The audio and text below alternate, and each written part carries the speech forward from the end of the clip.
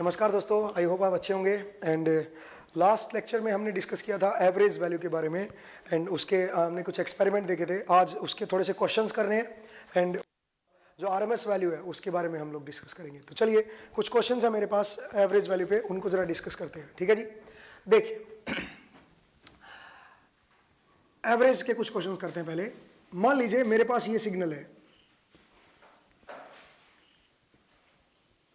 और अगर मैं बोलूँ बताइए इसकी एवरेज वैल्यू क्या आएगी। इस तरह का पीरियोडिक सिग्नल है, मान लीजिए ये 0, ये π/6, ये है मेरा पाई और ये अगेन 7 π/6, ये 2 पाई और ये है मेरा हाइट है Vm, कुछ भी मान लीजिए Vm या 10 हाइट ले लीजिए। चलिए ये मान लीजिए मेरा ft सिग्नल है, ठीक है जी।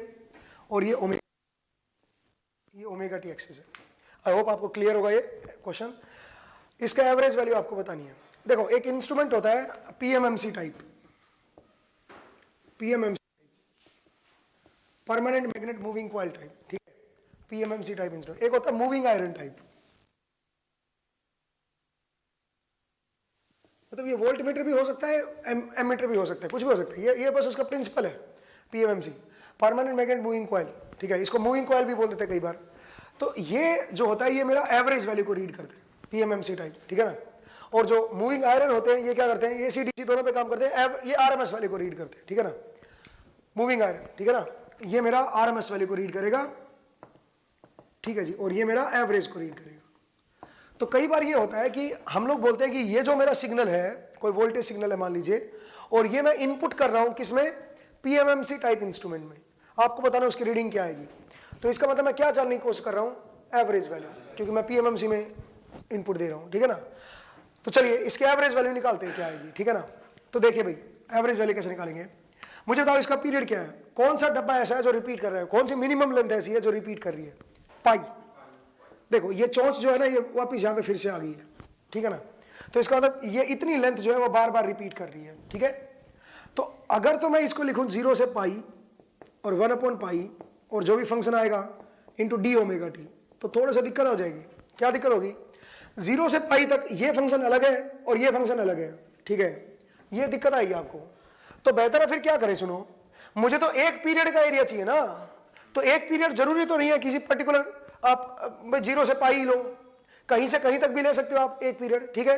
तो इसका मतलब ये हुआ कि अगर मैं एक पीरियड लूं इसको, तो मतलब जो मैं एरिया निकालूंगा लिखूंगा 1/पाई, कहां से कहां तक लिखूंगा बताओ, π/6 से लेके यहां तक आ जाओ ना, 7 π/6 तक, ठीक है। और क्या है इक्वेशन, क्या है बताओ, ये कौन से फंक्शन का पार्ट है बताओ, ये कौन से फंक्शन का पार्ट है, ये वाला, ये तो साइन वेव का ही पार्ट है जो ओरिजिन से शुरू हो रही थी वेव, उसी का ही तो पार्ट है ये, नहीं समझे क्या। तो इसका तो क्या लिखेंगे बताओ, Vm sine omega T D omega T, और Vm की जगह पे क्या है बताओ, Vm की जगह पे है 10। बोलिए दोस्तों, सही है। तो यहां से मेरे ख्याल से आंसर आ जाएगा 10 बाहर ले लीजिए और साइन का क्या बनेगा -π/6 और अपर 7 π/6, ठीक है। इससे आंसर आ जाएगा, जो भी आप निकाल सकते हो मेरे ख्याल से आप, ठीक है। तो ये इसका आंसर होगा, ये इसके एवरेज वैल्यू होगी। आई होप आपको समझ आया, ठीक है। मतलब आप 0 से पाई मत लीजिए, आप π/6 से 7 π/6 लीजिए। ये भी तो एक ही पीरियड है, ये भी तो पाई लेंथ है ना। इसका फायदा क्या हुआ, इसका फायदा ये हुआ कि ये पूरा फंक्शन मेरा कनेक्टेड रहा, ठीक है, मतलब ब्रेक नहीं हुआ बीच में, ठीक है ना। तो ये एडवांटेज रहा, इसलिए मैंने ये किया। और ये एरिया कैसे निकालेंगे, जो साइन वेव है, जो साइन वेव होती थी उसका एरिया जो होगा वही तो इसका भी एरिया आएगा। तो इसलिए मैंने वो साइन वेव ही लिख दी और उसको कहां से कहां तक लिख दिया, π/6 से लेके 7 π/6, वो एरिया निकाल दी, ठीक है भाई।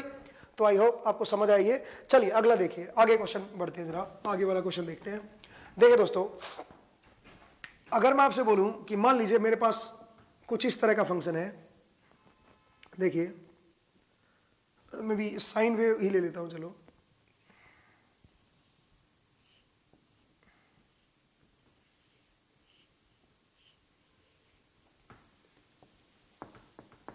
टी 0 1 2 3 4 5 6 7 8 9 10 इस तरह का मान लीजिए सेकंड्स में है, और ये 5 वोल्ट है और ये मान लीजिए 20 वोल्ट है, ठीक है जी।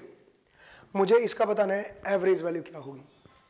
तो पीरियड बताओ क्या इसका, पीरियड है 5, तो 1/5, ठीक है जी, ये तो 1/t हो गया। एरिया, ये वाला एरिया क्या आएगा, ये तो अलग से आ जाएगा, कितना आएगा 5 हाइट इंटू 1, तो ये एरिया तो 5 आ गया। आगे वाला एरिया देखो कहां से कहां तक है, 1 से लेके 5 तक। लेकिन फंक्शन की क्या इक्वेशन आएगी, हाइट है 20, तो देखो मुझे ये एरिया चाहिए, अब ये वाला, अब ये एरिया कैसे निकालूं, मुझे इसकी इक्वेशन लिखनी पड़ेगी। ये कौन से फंक्शन का पार्ट है, अगर मैं ध्यान से देखूं ये साइन वेव का पार्ट है, देखो ये इस तरह की साइन वेव होती ना, उसका पार्ट होता, और 0 ये है और ये 5 है और ये 10 है, इस वेव का हिस्सा है ये 1 से लेके 5 तक, देखो बस 1 से 5 तक जो है ये इसी वेव का हिस्सा है। तो क्वेश्चन ये है कि इसकी इक्वेशन क्या आएगी, बताओ इस वेव की क्या इक्वेशन आएगी। 20 sin ओमेगा टी लिख दो 1 मिनट के लिए, ठीक है, बट यहां पे वेरिएबल क्या बताओ, टी, तो मुझे ओमेगा की वैल्यू पुट करनी पड़ेगी, और ओमेगा क्या आएगा बताओ, ओमेगा होता है 2π/t, और टाइम पीरियड क्या है इसका, 5 नहीं है 10 है, इस वेव तो क्या बनेगा 2π/10, इसका मतलब क्या बनेगा π/5, तो ओमेगा इज π/5, तो इसका मतलब इस लाइन की क्या इक्वेशन, इस कर्व की क्या इक्वेशन आएगी, 20 sin ऑफ π/5t, सही है। और इसी वेव का अगर मैं 1 से 5 तक एरिया निकाल दूं, वही एरिया तो यहां पे भी आएगा, तो इसका मतलब मुझे क्या लिखना पड़ेगा, प्लस 1 से लेके 5 तक, इक्वेशन क्या लिखूं मैं यहां पे 20 sin π/5t, और यहां पे क्या आएगा dt की d ओमेगा टी, dt, क्यों dt, लिमिट जो है मैंने सेकंड्स में डाली है, समझ रहे हो, तो इसलिए यहां पे dt आएगा। आई होप क्लियर हो गया, ठीक है। तो ये जो आंसर आएगा ये इसकी एवरेज वैल्यू होगी, आप इसका आंसर निकाल लीजिएगा, ठीक है भाई। चलिए, तो मैंने आपको बताया कि किस तरह से हम लोग एवरेज निकालेंगे। कई बार देखिए ऐसा भी क्वेश्चन आ जाता है, मैं रब कर रहा हूं इसको, मैं रब कर दूं, देखिए दोस्तों,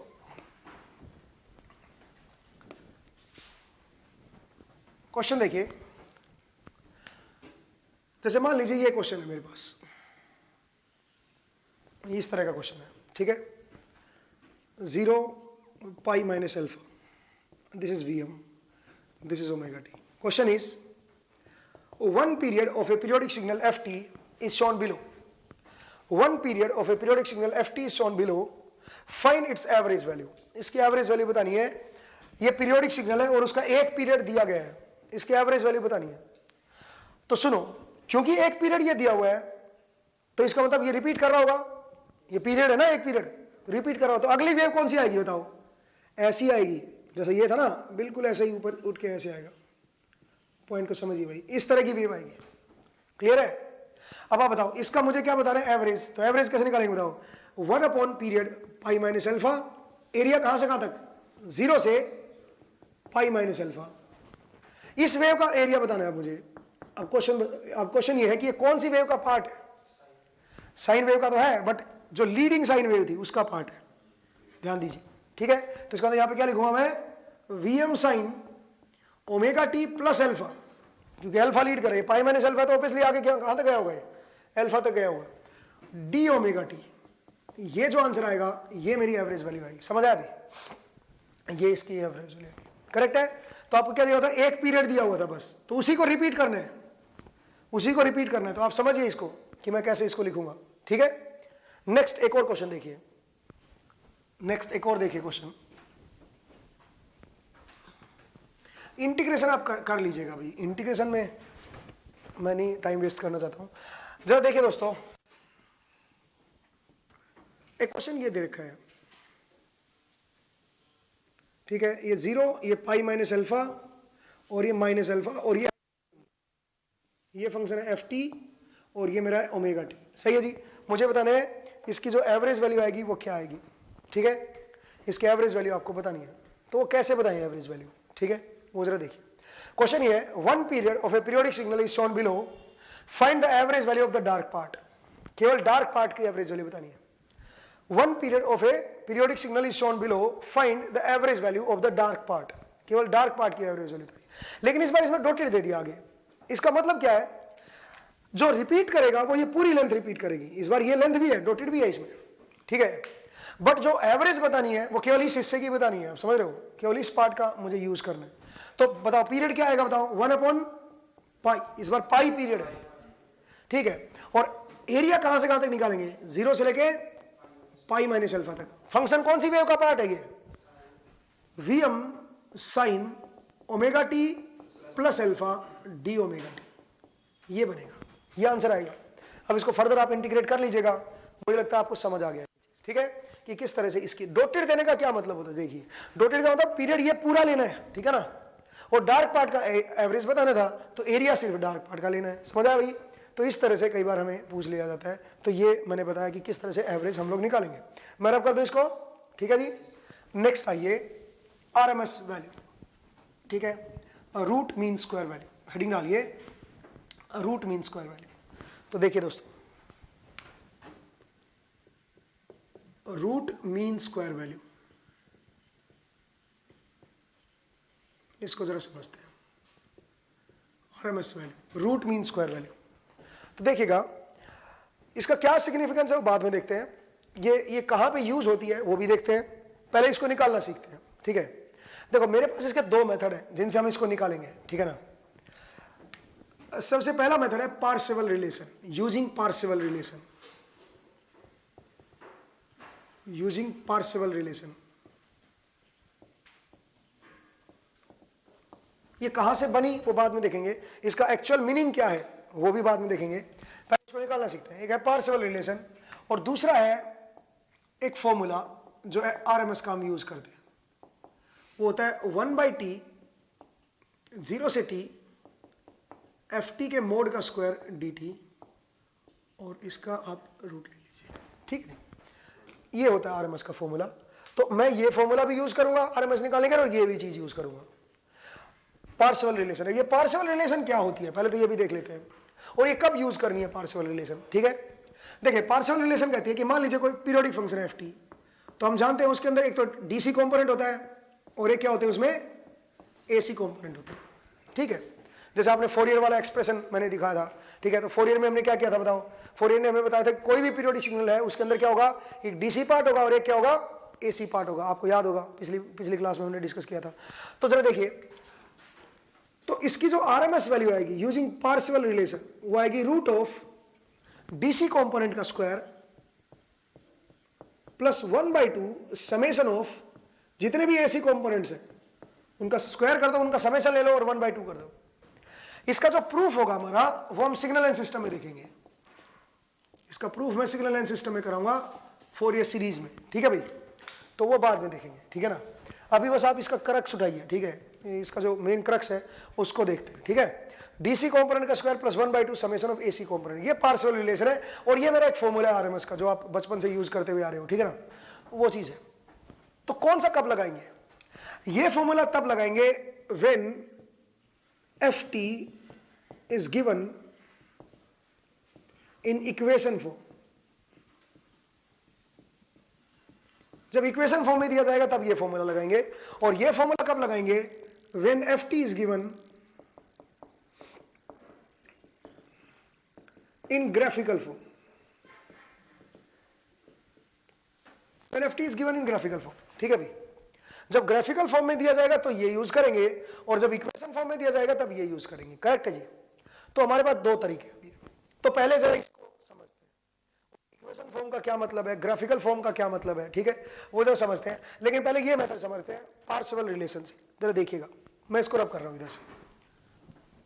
मान लीजिए मुझे एक फंक्शन कुछ इस तरह का दिया हुआ है, ft मुझे दे रखा है 4 + 3 sin 2t + 8 cos 5t, मान लीजिए इस तरह का दिया हुआ है, और मुझे इसकी आरएमएस वैल्यू बतानी है। तो ft आरएमएस क्या होगा जरा देखिए। देखो ये वाला जो कंपोनेंट है ये कौन सा है, डीसी। कांस्टेंट वैल्यू को क्या बोलते हैं, एवरेज वैल्यू। अगर मैं ft का एवरेज पूछता तो क्या होता है एवरेज 4, ये इनका एवरेज 0 होता है सबका। डीसी कंपोनेंट होता है उसी को एवरेज बोला जाता है, ठीक है ना। तो ये है डीसी कंपोनेंट, और ये कौन से कंपोनेंट है बताओ, ये मेरे एसी कंपोनेंट है, ठीक है जी। और जो मेरी आरएमएस वैल्यू होती है उसी को अफेक्टिव वैल्यू भी बोला जाता है, ध्यान रखना, इसका दूसरा नाम है अफेक्टिव वैल्यू, ठीक है ना। हाँ तो देखिएगा, ये मेरा एसी कंपोनेंट है, ये मेरा डीसी कंपोनेंट है। तो अगर मैं ft आरएमएस की बात करूं तो ft आरएमएस क्या आएगा, रूट ऑफ डीसी कंपोनेंट का square 16 + 1/2 summation of AC components का स्क्वायर। तो बताइए 3 का स्क्वायर क्या बनेगा 9, और 8 का स्क्वायर 64, सही है जी। तो ये जो आंसर आएगा देख लीजिए क्या आंसर आएगा, ठीक है जी, है जी 7.24, ठीक है जी। तो ये क्या आ गया इसकी आरएमएस वैल्यू, ठीक है भाई। आसान काम था। पार्शियल रिलेशन देखिए, डीसी कॉम्पोनेंट ये है, इसका स्क्वायर कर दो प्लस 1/2 एसी कॉम्पोनेंट का स्क्वायर का समेशन, तो ये बन गया 9, ये बन गया 64, 7.24 आंसर आ गया। करेक्ट है जी। चलिए अगला देखिए। अब ये देखने में बड़ा आसान लगता है कि ये तो बहुत इजी हो गया, ठीक है, इक्वेशन फॉर्म में दिया गया है, साइन कोस में दिया जा रहा है, तो फटाफट कर लेंगे हम लोग, ठीक है ना। ऐसा लग रहा है कि बहुत इजी है, कई बार आप जल्दबाजी में बहुत गलती करते हैं। जरा देखिए इसके कुछ मिस्टेक पॉइंट है, कहाँ का मिस्टेक होती है आपकी इसमें, ठीक है, अप्लाई करते टाइम आप जल्दबाजी में गलतियां करते हो। अब वो गलतियां कैसी हैं वो जरा देखते हैं। तो मैं इसको आप हेडिंग डाल सकते हो बेसिकली मिस्टेक पॉइंट, ठीक है, मैं ऐसे ही बोलता हूँ, तो आप इस तरह से लिख लीजिएगा मिस्टेक पॉइंट, ठीक है ना।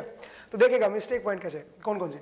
मान लीजिए एफ टी आपको दिया गया है 2 + 3 sin 2t + 8 cos 5t + 3 sin 3t + 30 degree + 2 sin 2t + 8 cos 8t। आपको इसकी आरएमएस वैल्यू बतानी है।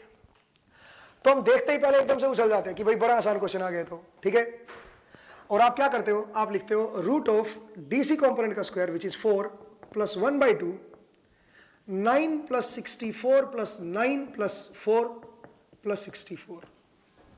सिंपल ऐसे लिख देते हो, ठीक है जी। इसका स्क्वायर प्लस इसका स्क्वायर प्लस इसका स्क्वायर प्लस इसका स्क्वायर प्लस इसका स्क्वायर, ठीक है जी। इजिली आपने ये लिख दिया। Answer is wrong. क्यों भाई, क्या गलती कर दी? आप जरा फोकस कीजिए इसके ऊपर और इसके ऊपर, ध्यान दीजिए, ठीक है। यहां पे 3 का स्क्वायर है और प्लस आपने क्या किया 2 का स्क्वायर, बट असल में क्या होना चाहिए था पहले, ये मर्ज हो सकते हैं, जुड़ सकते हैं। तो असल में ये बनना चाहिए था 3 + 2, इसका मतलब क्या होना चाहिए था 5 का स्क्वायर। क्या ये बराबर होते हैं क्या? ये बराबर नहीं है, ये बराबर नहीं है। आपने इस एक्सप्रेशन में आपने 3 का स्क्वायर प्लस 3 का स्क्वायर 9 कर दिया और 2 का स्क्वायर 4 कर दिया, इंडिविजुअल का स्क्वायर कर दिया, जबकि होना क्या चाहिए था, होना चाहिए था पहले इनको जोड़ते, ठीक है, इन दोनों को जोड़ते और फिर क्या करते उसका, फिर उसका स्क्वायर करते, मतलब 5 का स्क्वायर होना चाहिए था। मतलब एक्चुअल आंसर क्या होना चाहिए था बताओ जरा, डीसी कंपोनेंट का स्क्वायर प्लस 1/2, बताइए क्या होता, ये इसके साथ जुड़ता पहले तो क्या बनता है, ये 5 का स्क्वायर प्लस 8 का स्क्वायर प्लस 3 का स्क्वायर और प्लस ये लास्ट वाला 8 का स्क्वायर, ये आंसर होता। मतलब जो चीज ऐड हो सकती है ना उसको ऐड करना है। अब आप बोलोगे ऐड कौन कौन सी टर्म हो सकती है जिनकी फ्रीक्वेंसी सेम है, ये देखो फ्रीक्वेंसी इसकी 2 है, इसकी भी 2 है। आप बोलोगे यहाँ पे ये क्यों नहीं ऐड किया, क्योंकि इसकी फ्रीक्वेंसी अलग है 3, इसकी जरूरत नहीं है, इसको ऐड नहीं करना है, ठीक है, ये किसी में ऐड होगा ही नहीं, इसकी फ्रीक्वेंसी डिफरेंट है। तो सेम फ्रीक्वेंसी कंपोनेंट को ऐड करना होता है, ठीक है ना, उनको मर्ज करना होता है पहले, उसके बाद ये रिलेशन लगानी होती है। ये गलती नहीं करनी है, ये पहला मिस्टेक पॉइंट था, ठीक है। एक और मिस्टेक पॉइंट है उसको भी जरा डिस्कस करते हैं, ये गलती नहीं करनी है, ठीक है भाई। चलिए आगे बढ़ते हैं।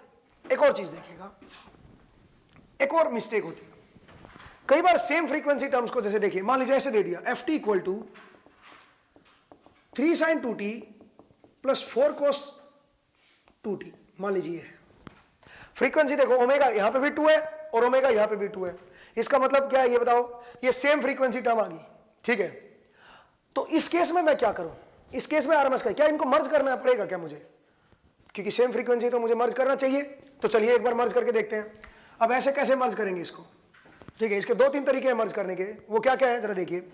एक तो ये तरीका आपको याद दिलाता हूं, पहले आप पढ़ते थे a sin theta plus b cos theta, इसको कैसे मर्ज करते थे दोनों को, आप इसको मल्टीप्लाई डिवाइड कर दीजिए किससे, root of a square plus b square से, ठीक है जी, डिवाइड कर दो और इसी से मल्टीप्लाई कर दो, सही है ना। अब ये क्या बन गया साइन थीटा, इसको मैं क्या नाम दे दूं, इसको मैं बोल देता हूं cos फाई, ठीक है, और इसको ये cos थीटा, इसको क्या नाम दे दूं मैं, इसको नाम दे देता हूं साइन फाई, ठीक है जी। इसको एक को नाम दे दिया साइन फाई और एक को नाम दे दिया मैंने cos, ठीक है जी। अब सुनो, तो ये बन गया root of a square plus b square sine theta cos phi plus cos theta sine phi, ऐसे बन गया। तो ये क्या बन जाएगा, ये बन जाएगा root of a square plus b square sine of theta plus phi. बोलिए दोस्तों, इस तरह से मर्ज हो जाएगा और ये मैग्नीट्यूड आ जाएगा उसका, ठीक है।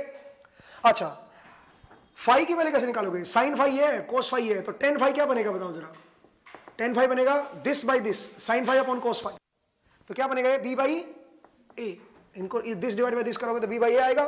तो यहां से आप क्या निकाल सकते हो, फाई, फाई आएगा टेन इनवर्स बी बाई ए, तो ये फाई की वैल्यू आ जाएगी। तो इस तरह से आप इसको मर्ज कर सकते हो, ये पहला तरीका मर्ज करने का, ठीक है। एक और तरीका भी है मर्ज करने का, क्या, जरा देखो साइन और यहां पे कोस है, तो कोस को वापिस साइन में कन्वर्ट कर लो, ठीक है। कैसे करेंगे जरा देखिए, अगर मैं बोलूं 3 sin 2t है प्लस 4, कोस को साइन में कैसे करोगे, 90 ऐड हो जाएगा, बस 90 ऐड कर दो। कोस को साइन में ले जाने के लिए सेकंड क्वाड्रेंट की तरफ ले जाओ, क्योंकि सेकंड क्वाड्रेंट साइन पॉजिटिव होता है, तो sin 2t प्लस 90 हो जाएगा, ठीक है जी। अब सुनो, अब इसमें वेक्टर की कहानी यूज कर सकते हो, वेक्टर एडिशन की तरह यूज कर सकते हो आप इसको। कैसे, इसको लिख लो 3 एंगल 0, क्योंकि इसमें कोई एंगल ऐड नहीं है, तो इसको पोलर फॉर्म में लिख लो 3 एंगल 0 प्लस इसको लिख लो 4 एंगल 90, सही है जी। एक बन गया 3 एंगल 0 और एक बन गया 4 एंगल 90। इसका मतलब वेक्टर में दिखा दो, एक वेक्टर है 0 डिग्री पे और एक वेक्टर कहां पे है बताओ, 90 डिग्री पे, ठीक है। इसको वेक्टर की तरह ले लो, ठीक है। तो रिजल्टेंट जो आएगा वो इनका रिजल्टेंट देखो, a square plus b square, ऐसे होता है ना, दो वेक्टर, एक a वेक्टर है और एक b वेक्टर है, उनके बीच में एंगल 90 है मान लीजिए, तो या थीटा मान लीजिए, तो वेक्टर एडिशन क्या होता है, a square plus b square plus 2ab cos theta, ये वेक्टर एडिशन आता है, दो वेक्टर को ऐड करते तो यही आता है, ठीक है। मैग्नीट्यूड होता है ये तो सिर्फ इसका, और कितना आएगा मैग्नीट्यूड बताओ, a square plus b square, 3 का स्क्वायर प्लस 4 का स्क्वायर प्लस 2ab cos 90, क्योंकि यहाँ पे 90 डिग्री का डिफरेंस है, तो क्या बनेगा 0, तो इसका मतलब ये क्या बना 5, 3 का स्क्वायर प्लस 4 का स्क्वायर बचेगा, इसका मतलब रिजल्टेंट क्या बना 5। एंगल मुझे पता नहीं, एंगल कुछ फाई आएगा, ये पता नहीं फाई आएगा या कुछ अल्फा लिख लो, चलो अल्फा जो भी आएगा वो निकाल सकते हैं वैसे आप एंगल भी, बट मेरे लिए एंगल यहाँ पे इंपॉर्टेंट नहीं है इस आरएमएस वाले केस में। तो इसका मतलब जो रिजल्टेंट आया उसका मैग्नीट्यूड आया 5 और एंगल आया अल्फा, तो मैं इसको क्या लिखूंगा, इसको लिखूंगा 5 साइन ऑफ, क्योंकि साइन को लेके चला था ना मैं, 5 sign of 2t plus alpha, समझ आया, ये मेरा रिजल्टेंट आंसर आएगा इसका। इस तरह से भी आप ऐड कर सकते हो, ये भी तरीका है ऐड करने का, ठीक है, ये भी एक तरीका है ऐड करने का। तो मैंने आपको बताया यहाँ पे मेरा मैग्नीट्यूड कितना है, इन दोनों का रिजल्टेंट कितना आया 5 और एंगल कितना आया अल्फा, तो इसको मैंने इस तरह से लिख दिया। कोई दिक्कत तो नहीं है, बोलिए कोई परेशानी है तो, ठीक है। दूसरा तरीका ये भी है, इस तरह से भी आप कर सकते हो। अल्टीमेटली मुझे मैग्नीट्यूड चाहिए, ठीक है ना, तो आप बताओ इसमें क्या बनेगा, ये बताओ, ये बनेगा 5 sign of 2t plus alpha, ये वाला इस तरह से ऐड कर सकते हो आप दो चीजों को, ठीक है, सेम फ्रीक्वेंसी की टर्म को। तो इसके आरएमएस वैल्यू बताओ, अब क्या लगेगा, अब तो फॉर्मूला लग जाएगा, पार्शियल वाला मर्ज हो गया ना दोनों। अब पार्शियल लगाऊंगा तो क्या बनेगा, डीसी कंपोनेंट का स्क्वायर प्लस 1/2 एसी कंपोनेंट का स्क्वायर, क्या आंसर आया 5/√2। बट अगर मैं मर्ज ना करता 1 मिनट के लिए, सोचिए तो क्या आंसर होता, तो आंसर होता रूट ऑफ डीसी तो है नहीं इसमें 0 का स्क्वायर प्लस 1/2, बोलिए एसी कंपोनेंट 3 का स्क्वायर 9 और 4 का स्क्वायर 16, क्या बना अगेन 25/2, 25/2 को क्या लिख सकता हूं 5/√2, इसका तो आंसर सेम ही है। तो फिर आप बोलोगे सर आंसर तो सेम ही आ रहा है, मर्ज क्यों किया आपने। अब सुनिए कब मर्ज करें, इसको आपको समझना पड़ेगा। देखो एक चीज आप याद रखिए, सेम फ्रीक्वेंसी टर्म को हमेशा मर्ज किया जाता है, लेकिन तब मर्ज करेंगे जब बीच का जो एंगल 90 डिग्री का, जैसे देखो यहां पे ये था 0 डिग्री पे, दोनों को पहले तो साइन में देख लो, पहले तो साइन में कन्वर्ट कर लो, ये कर लिया। एक 0 डिग्री पे है, इसमें कोई जीरो एंगल, इसमें कोई एंगल ऐड नहीं है, तो इसको मैं 0 डिग्री बोल सकता हूं, और इसमें कितना एंगल ऐड है बताओ 90 डिग्री, तो इसको मैं बोलूंगा 90 डिग्री पे है। इसका मतलब दोनों के बीच मैं ये कह सकता हूं अगर मेरे पास सेम फ्रीक्वेंसी टर्म है और उनके बीच का फेज डिफरेंस 90 है, मर्ज करने की जरूरत नहीं है भाई, ठीक है, उनको ऐसे डायरेक्ट ही ले लो, सेम आंसर ही आएगा। अगर मर्ज कर भी दोगे तो टाइम वेस्ट होगा आपका, ठीक है, कोई फायदा नहीं है, अल्टीमेटली आंसर उतना ही आना है, ठीक है, ये आप ध्यान रखिएगा। तो आरएमएस में कब मर्ज करते कब मर्ज नहीं करते, पहले बात तो कौन सी टर्म को मर्ज किया जाता है, सेम फ्रीक्वेंसी टर्म को मर्ज किया जाता है, और मर्ज तब करेंगे जब फेज डिफरेंस उनमें कितने का हो 90 का ना हो, ठीक है। अगर 90 का फेज डिफरेंस है मर्ज नहीं करना है, समझ आया। जैसे कि देखिए कुछ क्वेश्चंस करते हैं हम, कुछ क्वेश्चंस करते हैं, देखिए दोस्तों, मान लीजिए मैं बोलूं मेरे पास एक सिग्नल है ft is equal to 4 plus 3 sin 2t plus 30 degree plus 8 cos 3t plus 45 degree plus 6 cos 2t, ये सिग्नल है मान लीजिए। मुझे इसकी आरएमएस वैल्यू बतानी है। अब इसकी आरएमएस वैल्यू कैसे निकालेंगे जरा देखिए। मुझे एक बात बताओ, फ्रीक्वेंसी यहां पे भी 2 है और यहां पे भी 2 है, तो क्या ये मर्ज होंगी टर्म? होनी तो चाहिए। इसमें फेज डिफरेंस देख लेते हैं पहले एक बार। अगर फेज डिफरेंस पता चल जाए तो उसके बाद मैं सोचूंगा कि मर्ज करना है कि नहीं करना है। ये तो करना ही नहीं मर्ज किसी में, क्योंकि इसका तो अलग ही फ्रीक्वेंसी है सबसे। डीसी की फ्रीक्वेंसी होती है 0, ठीक है, इसकी कोई फ्रीक्वेंसी नहीं है, इसको 0 फ्रीक्वेंसी बोलते हैं, ठीक है। तो जरा देखिए इनको कैसे मर्ज करें। पहले इनको अलग करो। 3 sin 2t प्लस 30 डिग्री और 6, इसको cos को साइन में लिख लो। कैसे लिखूंगा बताओ? 90 ऐड कर दो बस, प्लस 90, सही है। अब देखिए ये बना 3 एंगल 30 और ये क्या बना 6 एंगल 90। अब देखो दोनों साइन साइन में है, तो आप फेज डिफरेंस देख सकते हो इनका। क्या फेज डिफरेंस है बताइए? एक 30 डिग्री पे, एक 90 डिग्री पे है, ठीक है। इसका मतलब फेज डिफरेंस कितने का आया? 60 डिग्री का। दोनों में 60 डिग्री का फेज डिफरेंस है। तो अगर 60 डिग्री का फेज डिफरेंस है तो क्या ये मर्ज होंगे? बिल्कुल मर्ज होंगे। इनको मर्ज करना पड़ेगा आपको, ठीक है। ये मर्ज होंगे, इनको मर्ज करना पड़ेगा, ठीक है। तो चलिए जरा मर्ज करते हैं। कैसे मर्ज करेंगे जरा देखो। ये वेक्टर बन गया एक तरह से। एक वेक्टर कितने डिग्री पे बताओ? एक वेक्टर कितने डिग्री पे है? 30 डिग्री पे। 3 लेंथ है, ये 30 डिग्री पे। और दूसरा कितने पे है? 90 डिग्री पे। और लेंथ कितनी है? 6। अब मुझे और तो इनके बीच का एंगल क्या हुआ बताओ? 60 हो गया। मुझे रिजल्टेंट चाहिए, मुझे इनका रिजल्टेंट चाहिए। तो रिजल्टेंट क्या आएगा? a square plus b square plus 2ab cos of 60, ठीक है, और उसका रूट। ये मेरा रिजल्टेंट आएगा, ये मेरे रिजल्टेंट का मैग्नीट्यूड आएगा। सही बात है, cos 60 हाफ होता है, ये कट गया। तो क्या बना बताओ जरा? रूट ऑफ 9 प्लस 36 प्लस 18, ठीक है जी। यह आया कि नहीं आया बताओ? अब इसका आंसर बताओ क्या बना? 7.93, 7.93, सही है जी। तो 7.93 मेरा क्या आ गया? मैग्नीट्यूड आ गया इसका। और इसका कुछ एंगल भी रहा होगा, कुछ अल्फा फाई, ठीक है, बट एंगल में मैं इंटरेस्टेड नहीं हूं। तो इसका मतलब इन दोनों को जब मैंने मर्ज किया तो मेरे पास आंसर आया 7.93 साइन ऑफ, क्योंकि मैं साइन लेके चला था दोनों में, तो आंसर साइन में ही आएगा। Sine 2t plus some angle phi, इसका एंगल भी रहा होगा फाई। मैं फाई में इंटरेस्टेड नहीं हूं, मैं टाइम वेस्ट नहीं करना चाहता फाई पे, ठीक है जी। तो फाई यहां पे मैंने लिख दिया। तो इसका मतलब जो जब मर्ज किया मैंने तो क्या बना? ये ft, ये मेरा जो ft बना, ये बना 4 प्लस, इन दोनों को मर्ज कर दिया मैंने, तो क्या आंसर आया? 7.93 sine 2t plus some angle phi plus 8 cos 3t plus 45 degree, सही है जी। अब इसके आरएमएस वैल्यू बताइए क्या बनेगी? रूट ऑफ डीसी कंपोनेंट का स्क्वायर क्या आएगा? 16 प्लस 1/2 एसी कंपोनेंट्स का स्क्वायर। 7.93 का स्क्वायर कर दो प्लस 8 का स्क्वायर कर दो, सही है जी। देख लो क्या आंसर आएगा। क्लियर हुआ भाई? तो आप देखिए कि कब इसको मर्ज करेंगे और कब मर्ज नहीं करेंगे, ठीक है। यहां पे हमें मर्ज करना है, इसको ये मर्ज करना पड़ेगा। जबकि पिछले क्वेश्चन में sin 2t और cos 2t था, इनके बीच का 90 डिग्री का फेज डिफरेंस था यहाँ पे sin 2t और cos 2t में। तो क्या यहाँ पे भी मर्ज करेंगे? क्या जरूरत नहीं है यहाँ पे मर्ज करने की, ठीक है। अगर कर भी दोगे तो कोई बड़ा काम नहीं करोगे, ठीक है ना, अल्टीमेटली टाइम वेस्ट ही होगा। तो आप देखिए कि कब मुझे मर्ज करना है और कब मर्ज नहीं करना है। फिलहाल यहाँ पे मर्ज करेंगे। क्लियर हुआ? ध्यान रहेगा भाई। आप एक और चीज भी कर सकते हो, जरा देखो। आप इसको खोल लीजिए, ये बनेगा 3 sin 2t into cos 30 plus 3 cos 2t into sine 30, सही बात है ना। इसको खोलोगे तो यही बनेगा। अब जरा देखिए, ये बना cos 30 क्या होता है? √3/2। तो ये बना 3√3/2 साइन 2t। एक तो ये टर्म आ गई, सही है। और दूसरी क्या है बताओ जरा? दूसरी आई 3/2 cos 2t, एक ही टर्म आई। अब ये जो cos 2t टर्म है वो इसके अंदर ऐड कर दो, नहीं? तो जरा देखिए अब ये दूसरा मेथड। अब दूसरा मेथड देखिए, मैंने क्या किया इस मेथड में बताइए। अच्छा, वो आंसर क्या आया था इसका आरएमएस वैल्यू? 8.91 वैल्यू आई थी आरएमएस की। जरा देखिए अब दूसरा मेथड, इसको आप खोल सकते हो इस तरह से।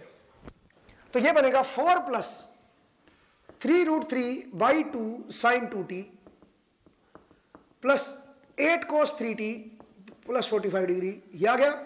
अच्छा, ये cos वाली जो टर्म थी इसकी, इसको खोलने के बाद दो टर्म आई ना, ये 3/2 cos 2t को इसमें ऐड होगी तो अपन क्या बताओ 7.5 cos 2t, 6 तो ये था, 1.5 ये था, सही है। तो इसका मतलब ये मर्ज हो गया इसके अंदर, ये cos वाला। अब बताओ sin 2t है, यहाँ पे cos 2t है, क्या मर्ज करोगे? यहाँ पे sin 2t है, यहाँ पे cos 2t है, मर्ज करोगे? नहीं करेंगे। क्यों नहीं करेंगे बताओ? क्योंकि 90 डिग्री का फेज डिफरेंस होता है साइन और कोस में, ठीक है, जरूरत नहीं है। अब सीधा आरएमएस निकाल दीजिए, क्या 16 + 1/2 3√3/2 इसका होल स्क्वायर प्लस,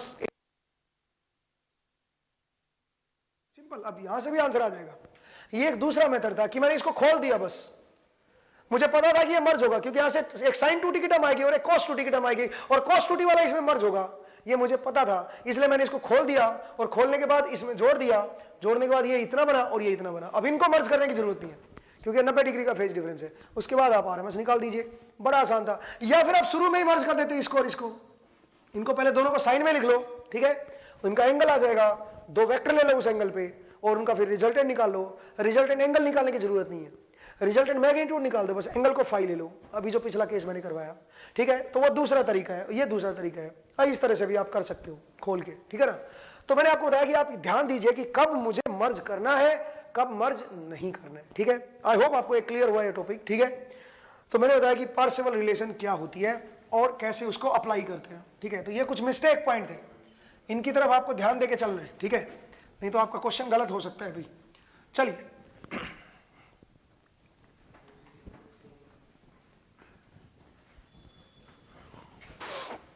नेक्स्ट जरा देखिए, अगर मैं बोलूं कि मेरे पास एक डीसी सिग्नल है ft = 2, तो ft = 2 जो वैल्यू है ये इस सिग्नल की एवरेज वैल्यू है। क्या कहते हैं, इसकी एवरेज वैल्यू क्या आएगी सिग्नल की 2, ठीक है। ft एवरेज मेरा 2 है। अगर मैं ft इसकी आरएमएस वैल्यू पूछूं, ft की जो एवरेज वैल्यू आएगी, एवरेज तो 2 ही बनेगी ना। क्यों 2 बनेगी बताओ? बिकॉज ये डीसी सिग्नल है और डीसी का मतलब ही क्या होता है, एवरेज। अब इसकी आरएमएस वैल्यू क्या आएगी, पार्शियल लगा के देखते हैं, 2 का स्क्वायर प्लस 1/2, एसी तो है ही नहीं, 0 का स्क्वायर, तो क्या आंसर आया बताओ 2। इसका तो अगेन 2 आ गया। तो मैं ये कह सकता हूं कि जो मेरा ये सिग्नल है, जो डीसी सिग्नल है, उसकी एवरेज वैल्यू और उसकी आरएमएस वैल्यू दोनों क्या होती है, सेम होती है। ये इकलौता ऐसा सिग्नल है जिसकी एवरेज और आरएमएस सेम होगी, ठीक है, डीसी सिग्नल की। तो डीसी सिग्नल में एवरेज वैल्यू और आरएमएस वैल्यू दोनों ही आपकी सेम रहती हैं, ये ध्यान रखिएगा, बड़ा इंपॉर्टेंट पॉइंट है ये, इसको नोट कर लीजिएगा। Average value and RMS value of A DC signal will be same, ठीक है। चलिए आगे बढ़ते हैं। तो मैंने आपको बताया कि किस तरह से हम पार्शियल रिलेशन लगाते हैं, ठीक है। अब देखिए दूसरा केस, जब फंक्शन आपको ग्राफिकल फॉर्म में दिया जाए तब कैसे करेंगे, ठीक है, वो जरा देखिए।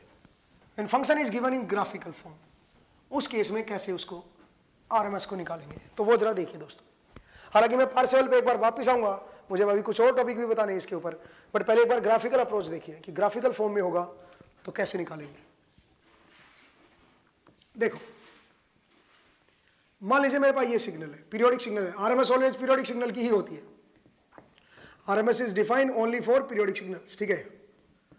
3 4 5 6 7 8 और ये हाइट है मान लीजिए मेरी 10, ये हाइट है मेरी -10, ठीक है जी। ये सिग्नल है मेरा ft, ठीक है जी। मुझे इसकी आरएमएस वैल्यू बतानी है, ठीक है जी। अब जरा देखिए कैसे निकालेंगे इसकी आरएमएस वैल्यू, सुनिएगा। इसका पीरियड बताओ क्या है।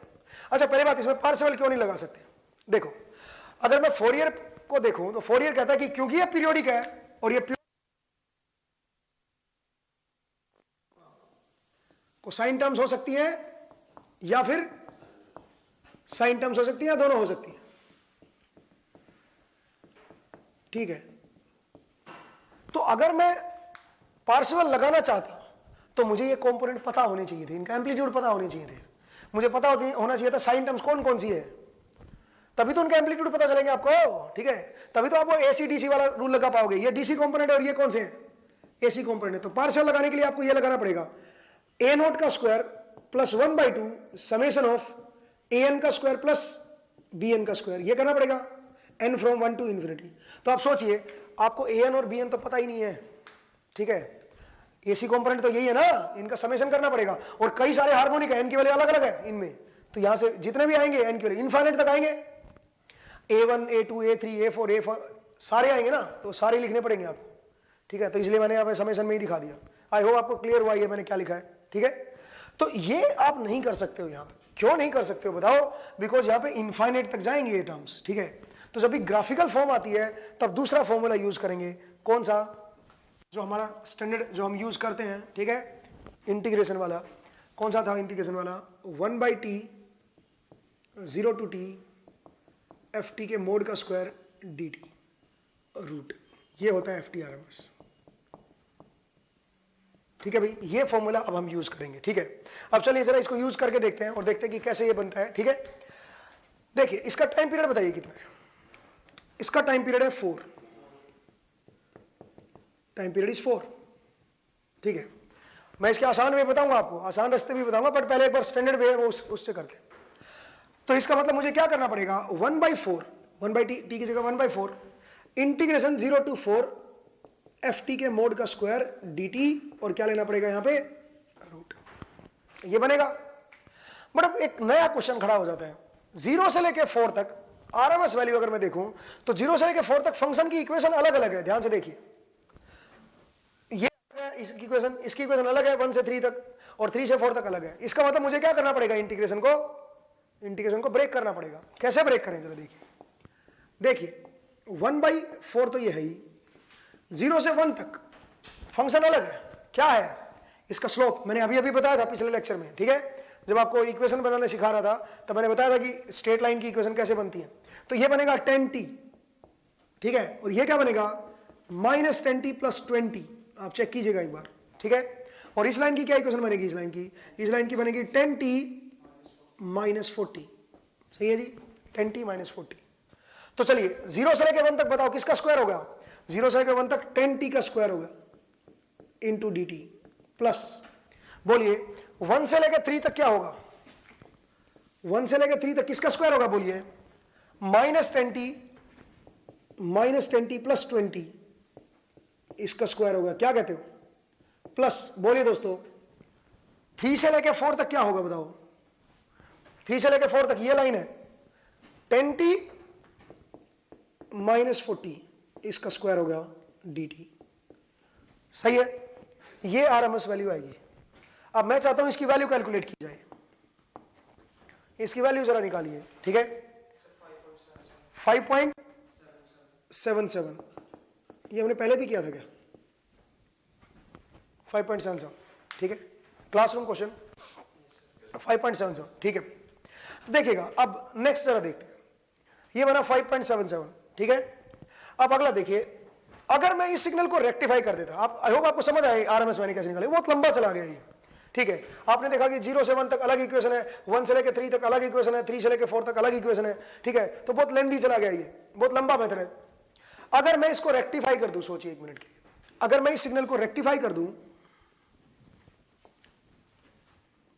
फुल वेव रेक्टिफाई लगा रहा हूं मैं, देखिएगा दोस्तों,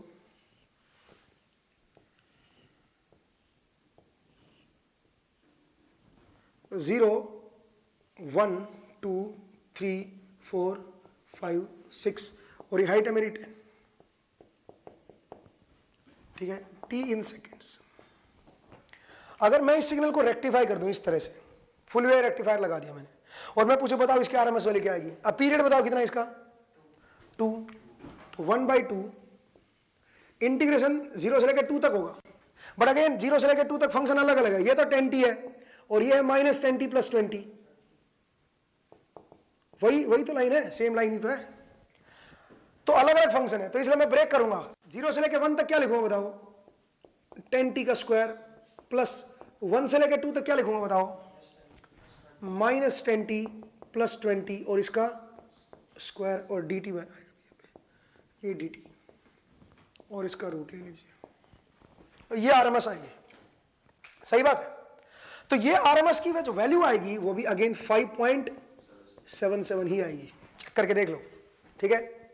इसका मतलब हम क्या सीखे, हम क्या कंक्लूड कर सकते हैं यहां पे? हम यहां पे कंक्लूड कर सकते हैं कि जो मेरा सिग्नल होगा वो, अगर मैं उसको रेक्टिफाई कर दूं तो उसकी रेक्टिफाई करने से आरएमएस वैल्यू चेंज नहीं पॉइंट आप नोट कीजिए, ठीक है। On full wave rectification of A signal RMS value will not change, ठीक है जी, आरएमएस वैल्यू चेंज नहीं होगी, ठीक है जी। चलिए आगे बढ़ते हैं, इसको नोट कर लीजिएगा। अब ये बड़े काम की डेफिनेशन है, ये बड़ी काम की स्टेटमेंट है, ये देखना कितना आसान कर देगी आपकी दुनिया, ठीक है। इससे आप डायरेक्टली बहुत कुछ निकाल पाओगे, ठीक है ना। तो चलिए जरा देखते हैं, मैं इसको रब कर रहा हूं, आई होप आपने नोट कर लिया हुआ ये, ठीक है। चलिए नेक्स्ट जरा देखिए। अब इसके बेसिस पे मैं बहुत कुछ निकाल सकता हूं, देखिए, और एक एक्सपेरिमेंट करके देखते हैं अभी, ठीक है, सो दैट इसकी अंडरस्टैंडिंग हमें बने। देखिए दोस्तों, अगर मैं ये बोलूं कि मेरे पास ये सिग्नल है एक, कुछ इस तरह का सिग्नल है, टी ले लीजिए या टी ले लीजिए, कोई फर्क नहीं पड़ता, 0 1 2 0 पाई 2 पाई 3 पाई 4 पाई 5 पाई, और ये हाइट है मेरी वीएम, सही है। अगर मैं बोलूं इसकी क्या इक्वेशन आएगी, इसकी इक्वेशन आएगी वीएम साइन ओमेगा टी, अब जानते हो, अभी लिखना सिखाया था मैंने थोड़ी देर पिछली क्लास में, ठीक है। तो अगर मैं इसका आरएमएस निकालने की कोशिश करूं तो इस पे पार्शियल लगा सकता हूं, ठीक है। तो बताइए डीसी कंपोनेंट 0 है प्लस 1/2 वीएम का स्क्वायर, क्या बनाइए बताओ जरा, वीएम बाई √2, तो इसकी RMS value I VM by √2, बड़ा आसान था। अगर मैं इसको रेक्टिफाई कर दूं, अगर मैं इसको रेक्टिफाई कर दूं, सोचिए क्या आरएमएस वैल्यू पे फर्क पड़ेगा,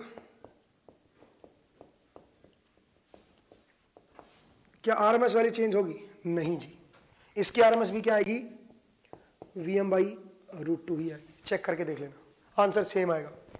अगर मैं लिखने की कोशिश करूं, मतलब तो मैं कैसे लिखूंगा, पीरियड आएगा 1/,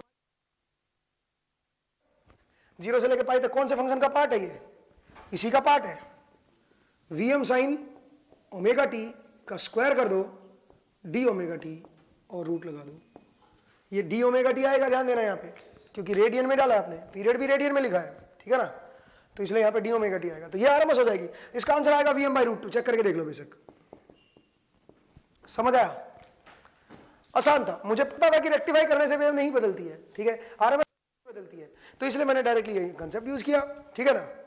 चलिए आगे बढ़ते हैं, और जरा देखिएगा, मैं रब कर दूं इसको। चलिए नेक्स्ट जरा अगला केस, अगला केस देखिए दोस्तों। अगर मैं आपसे ये बोलूं कि मेरे पास ये सिग्नल है,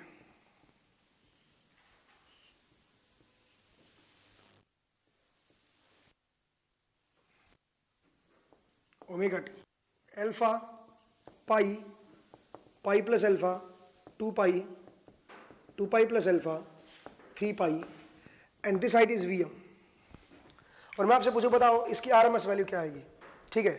तो देखिए इसको डायरेक्टली आप कर सकते हैं ऐसे क्वेश्चन को, कैसे, अगर मैं इसको रेक्टिफाई कर दूं, ठीक है, तो आरएमएस पे तो कोई फर्क पड़ेगा नहीं, रेक्टिफाई करने का मतलब जो नीचे वाली चोंच है ये कहां आ जाएगी बताओ, ये ऊपर आ जाएगी, इसका मतलब कैसा बनेगा जरा देखिए, ये कुछ इस तरह का बनेगा,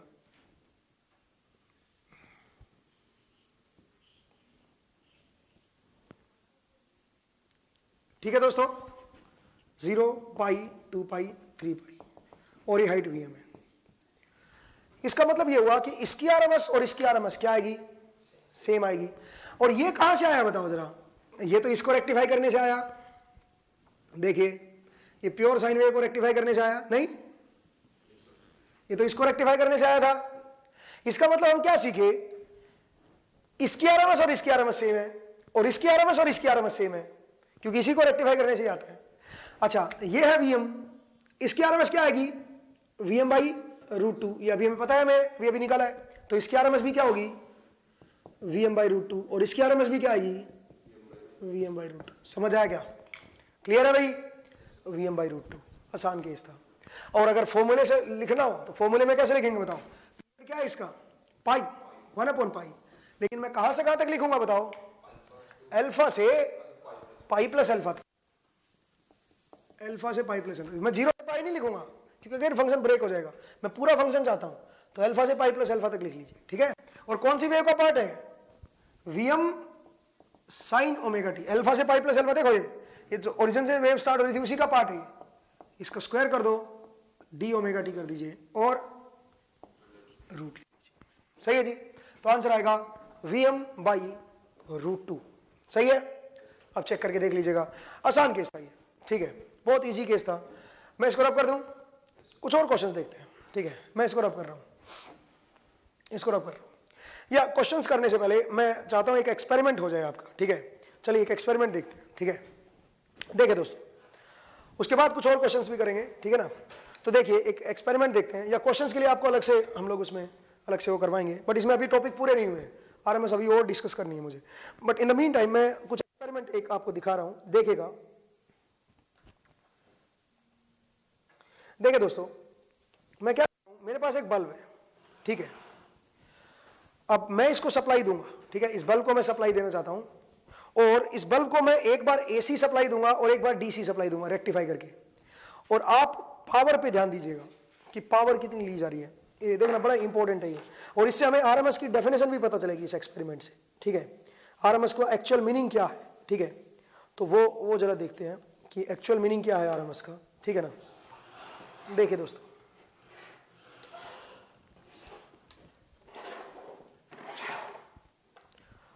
तो मेरे पास ये सप्लाई है, मैं सप्लाई को यहाँ पे रख लेता हूँ। देखिएगा, पहले मैं इसमें एसी सप्लाई दे रहा हूँ, जो मेरा बल्ब है इसमें मैं एसी सप्लाई दे रहा हूँ भाई, डायरेक्टली मैं एसी सप्लाई लगाऊंगा। तो मैं एक बार कनेक्शन कर देता हूँ, इसके कनेक्शन इजी है।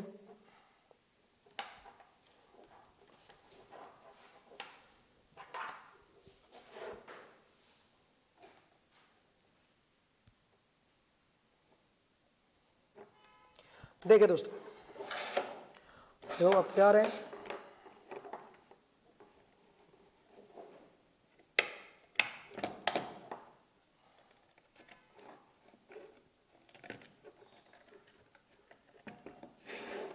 हाँ जी,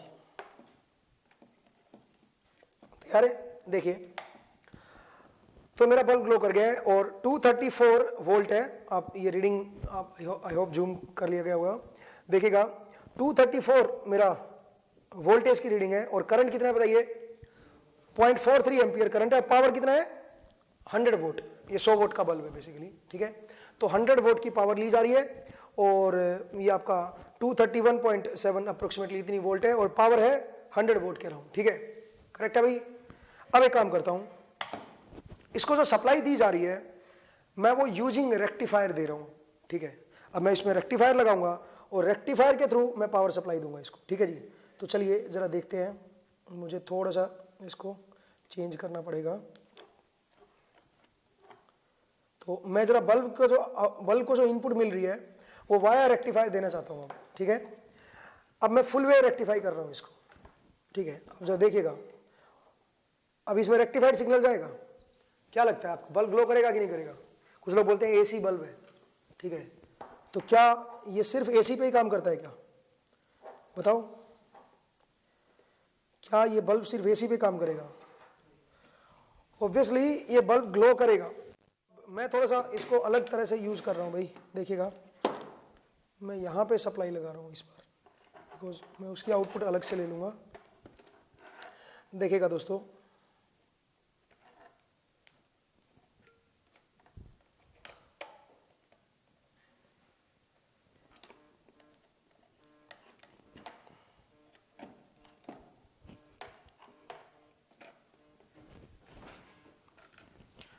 देखिए दोस्तों, तो मेरे पास ये रेक्टिफायर है, ठीक है, और मैं यहाँ पे ये इसकी आउटपुट जो है वाया मीटर यहाँ पे आ गई है। अब जरा मैं अगर ऑन भी करूंगा तो जरा देखना, वोल्टेज तो पूरी है, फुल है, बट करंट जीरो है और पावर जीरो है, बिकॉज यहाँ पे मैंने लोड नहीं लगाया इसमें, ठीक है ना। तो चलिए मैं लोड लगा देता हूँ इसके ऊपर, ठीक है ना।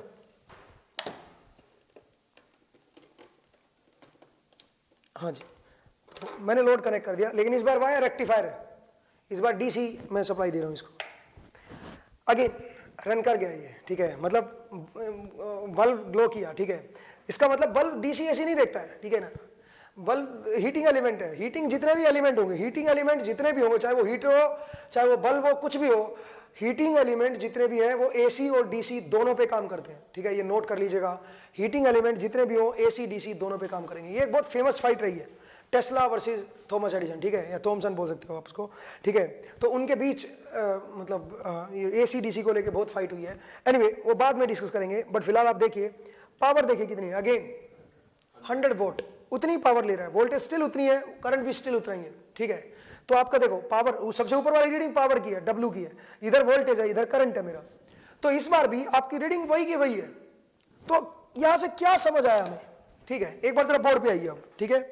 अब इसका कंक्लूजन देखते हैं, हमने क्या देखा और ये एक्सपेरिमेंट हमें क्या कहता है आरएमएस एवरेज के बारे में, ठीक है। जरा देखिए दोस्तों, बोर्ड पे आइए एक बार, ठीक है, देखते हैं इससे हमने क्या सीखा।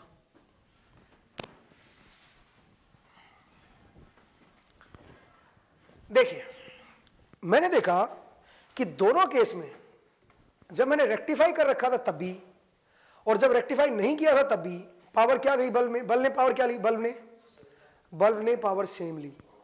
हमें यहां से दो चीज समझ आती है, देखिएगा क्या। सबसे पहला पॉइंट ये कि पावर जो होती है वो चेंज नहीं हुई, ठीक है, पावर जो है वो चेंज नहीं हुई। इसका मतलब पावर एक ऐसी क्वांटिटी के साथ एसोसिएटेड होती है जो रेक्टिफिकेशन पे चेंज नहीं होती, क्योंकि दोनों केस में पावर तो सेम है। अब अगर पावर दोनों केस में सेम है, इसका मतलब पावर एक ऐसी क्वांटिटी के साथ एसोसिएटेड होगी जो दोनों केस में सेम आ रही होगी।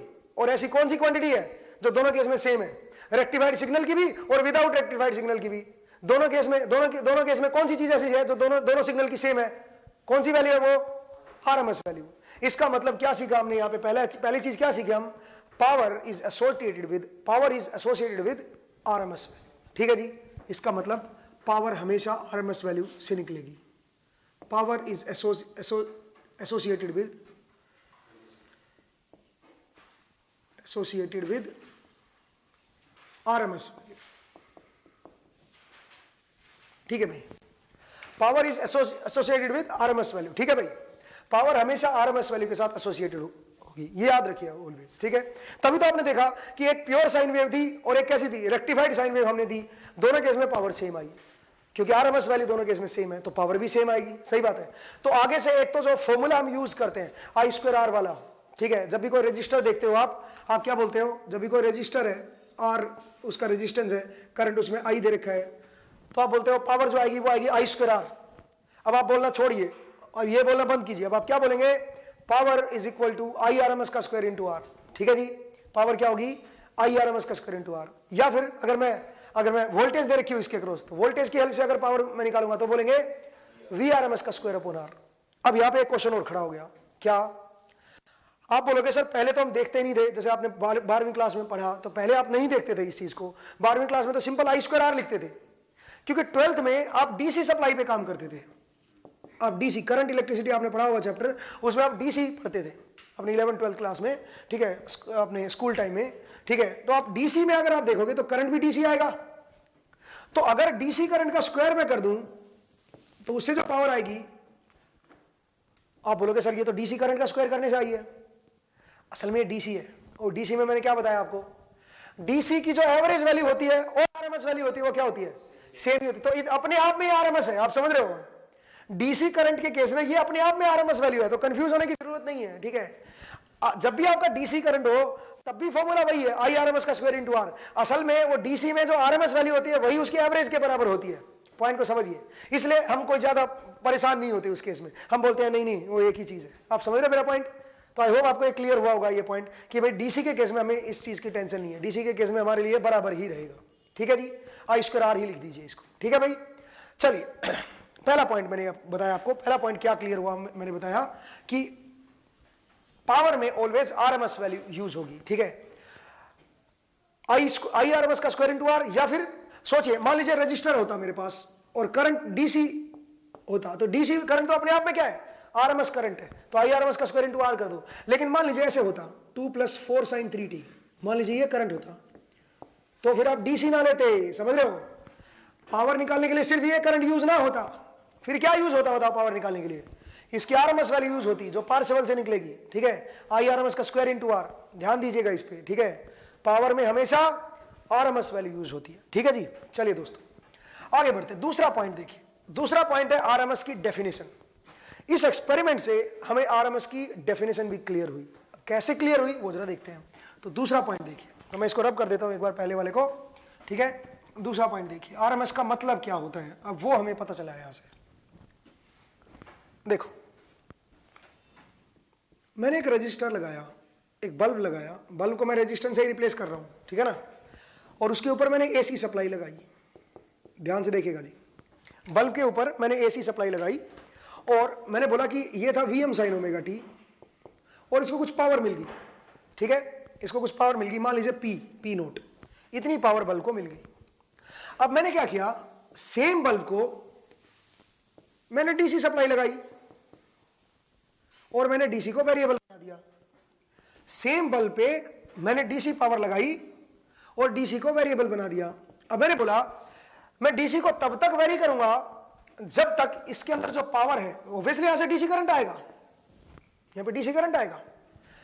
मैं तब तक इस वोल्टेज को वेरी करूंगा कब तक, जब तक इसके अंदर जो पावर आए वो वापस कितनी ना हो जाए, पी नोट ना हो जाए। जो यहां पे पावर आ रही थी वही पावर यहां पे आनी चाहिए, उतनी डीसी वैल्यू मुझे यहां पे चाहिए, तब तक मैं इसको वेरी करता जाऊंगा। सही बात है। अब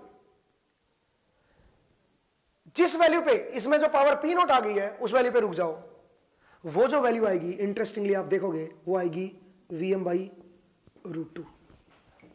अब आप बोलोगे क्यों सर, आप खुद सोचिए, ये मेरा VDC है, ये डीसी वोल्टेज है, तो डीसी वैल्यू अपने आप में कौन सी वैल्यू होती है बताओ, अपने आप में आरएमएस वैल्यू होती है। तो इसमें जो पावर आएगी वो कितनी आएगी, VDC का स्क्वायर अपॉन R, यही तो पावर आएगी, बोलो सही बात है। और यहां पे पावर कौन सी आएगी बताओ, इसके अक्रॉस एसी वोल्टेज है, तो पी नोट क्या आएगी बताओ, Vm/√2 का स्क्वायर अपॉन R। यहां पे ये पावर आएगी क्योंकि यहां पे आरएमएस वैल्यू से निकली, यहां पे भी आरएमएस से ही निकली है, बट यहां पे आरएमएस यही अपने आप में यही आरएमएस है क्योंकि ये डीसी सिग्नल है। अब मैंने बोला कि ये जो पावर आई है इस डीसी सिग्नल से ये कितनी होनी चाहिए, पुरानी वाली के बराबर होनी चाहिए, पुरानी वाले के बराबर होनी चाहिए। तो अगर मैं बराबर करूंगा तो यहां से जो VDC आएगा वो क्या आएगा बताओ जरा, Vm/√2। इसका मतलब क्या हुआ, अगर मैं इसको वेरी करते जाऊंगा ना तो इसकी कौन सी वैल्यू पे पावर जो इसमें आएगी वो प्रीवियस वाली पावर के बराबर आएगी बताओ।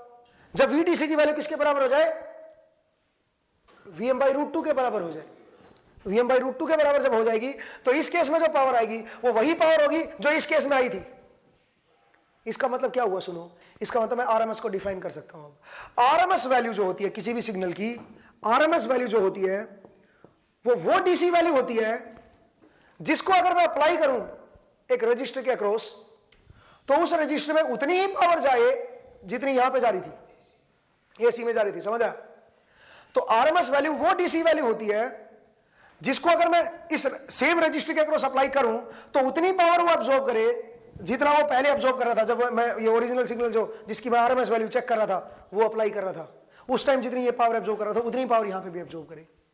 तो ये थोड़ा सा डेफिनेशन अजीब सी है, ठीक है। अगर आपको नहीं भी पता चल रही है तो कोई दिक्कत नहीं है, इसे डरने की जरूरत नहीं है, लेकिन आप समझ गए होंगे आई होप, ठीक है, कि आरएमएस का क्या मतलब होता है। आरएमएस वैल्यू वो डीसी वैल्यू होती है जिसको अगर मैं किसी आर पे अप्लाई करूं तो उतनी ही पावर जाए वो जितना वो एसी में पावर ले रहा था। जिस सिग्नल की आप आरएमएस जानना चाहते हो उस सिग्नल के केस में जितनी पावर ले रहा था उतनी ही पावर वो डीसी पे ले, तो वो जो डीसी वैल्यू होगी वो वैल्यू इस सिग्नल की क्या वैल्यू होगी बताओ, आरएमएस वैल्यू। अब इसको हिंदी, पंजाबी, इंग्लिश, भोजपुरी किसी में भी लिखो भाई, ठीक है, समझ आना चाहिए बस, ठीक है। तो आज की क्लास यहाँ पे हम रोक रहे हैं, ठीक है। नेक्स्ट टाइम फिर से मुलाकात होगी आपसे, ठीक है। आप इसको समझिएगा, और अभी ये बचा हुआ है, अभी पूरा नहीं हुआ है आरएमएस पे डिस्कशन हमारा, तो नेक्स्ट क्लास में इसको डिस्कस करते हैं। Thank you very much.